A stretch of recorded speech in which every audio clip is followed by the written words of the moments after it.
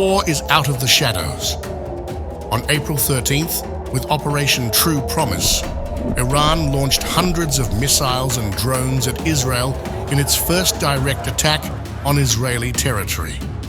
The direct military confrontation between arch-foes Iran and Israel has brought renewed attention to Tehran's armed forces. What are they capable of? Iran and Israel have been engaged in a shadow war for decades, but this monstrous attack marks the first time Iran has launched a direct military assault on Israel, despite decades of enmity dating back to the country's 1979 Islamic Revolution.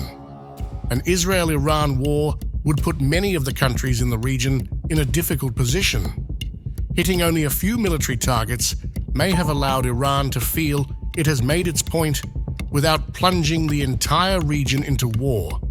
But will Israel retaliate after Tehran's bold and choreographed attack?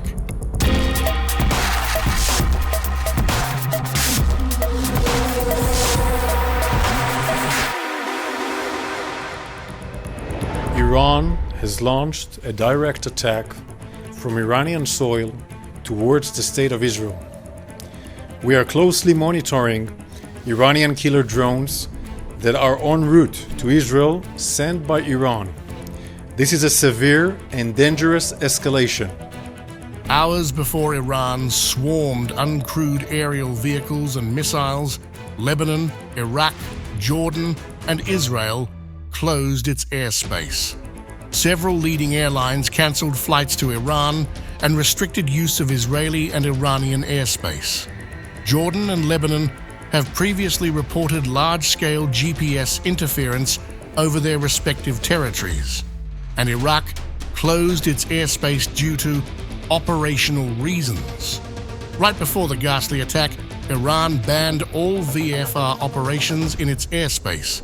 However, later, Lebanon, Iraq, Jordan, and Israel reopened their respective airspaces to flight operations following the Iranian drone attack.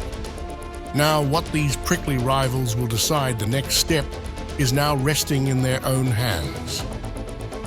יירטנו 99% מהאיומים ששוגרו לשטח מדינת ישראל.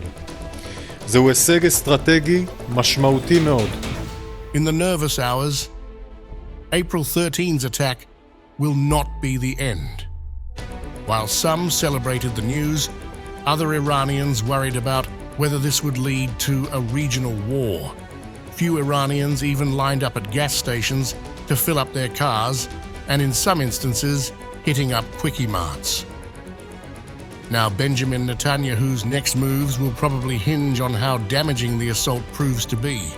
It is important to highlight that Iran's military is viewed as one of the strongest in the region in terms of equipment, cohesion, experience, and quality of personnel, but it lags far behind the power and sophistication of the armed forces of the United States, Israel, and some European countries.